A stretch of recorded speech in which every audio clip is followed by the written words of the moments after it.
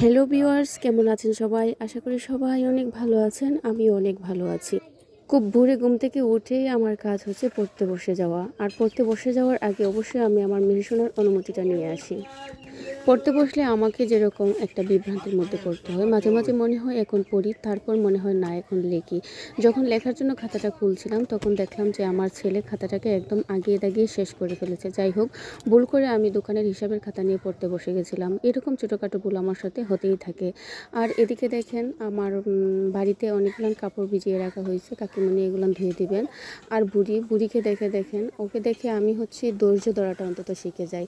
কতটা ধৈর্য ধরে ও চুলার মধ্যে আগুন জ্বালাইলো সেটা দেখে সত্যি আমি অবাক হয়ে গেলাম। আমি প্রথমে ভাবতে পারিনি যে ও এরকম কাজ করে বসবে। এখানে দেখেন ও কিছু পুঁই শাক আর হচ্ছে দুটা মলা মাছ দিয়ে কি যেন রান্না করতেছে। আর এই যে মাটির যে কড়াইয়ের মধ্যে নাকি ও তেলও দিয়েছে, সেটা দেখে ভীষণ অবাক হয়ে গেলাম আমি। ছোটোবেলায় এরকম কত খেলা আমিও খেলেছি, কিন্তু এইভাবে প্রকাশ্যে আগুন ধরানোর সাহসটা আমার তখন হয়নি। আমাদের বুড়ির সাহস আছে বলতে হবে। যাই হোক, ওর সাহসটা তখনই উড়ে যাবে যখন বাবা এখানে এসে পড়বেন। আসলে বাবার কাছে কারো কোনো ছাড় নেই। বাবাকে দেখলে পরেই ও এই সমস্ত ফেলে একদম দৌড়ানি দিবে, যেমনটা আমিও দিয়েছিলাম আমার ছোটোবেলায়।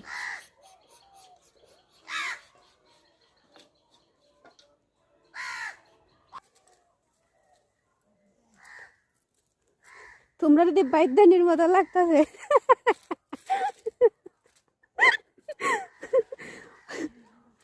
কাকিমণি, ও কাকিমণি,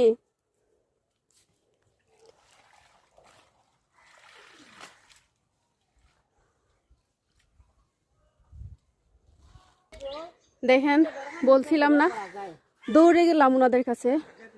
একদম বাইদ্যা গোষ্ঠীর মতো লাগতেছে। মনে হচ্ছে না যে বাইদ্যার মতো কি নিয়ে যাইতেছেন? দেখি, দেখেন মা কি নিয়ে আসছেন। অনেকেই মনে করতে পারেন আবার কি বললাম মারে।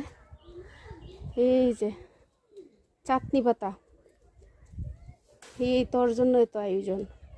মা হাতে গ্লাভস পরছিলেন, দেখি হাতটা দেখি। দেখেন মায়ের হাতের অবস্থা, পাতা তুলতে তুলতে এরকম। দূর থেকে দেখলে তো কেউ কইব বাইদ্যা বিটে নাইতেছে। এই যে ঝুলির মধ্যে কি আছে দেখাই। আরে ঝুলি, পাতা চাটনি পাতা এইগুলা নেই, যত্ন করে তুলে নিয়ে আসছেন, ধুয়ে আনছেন। বুদ্ধি আছে, হ্যাঁ বলতে হবে।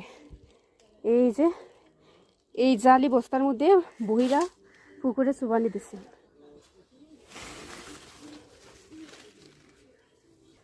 পিসি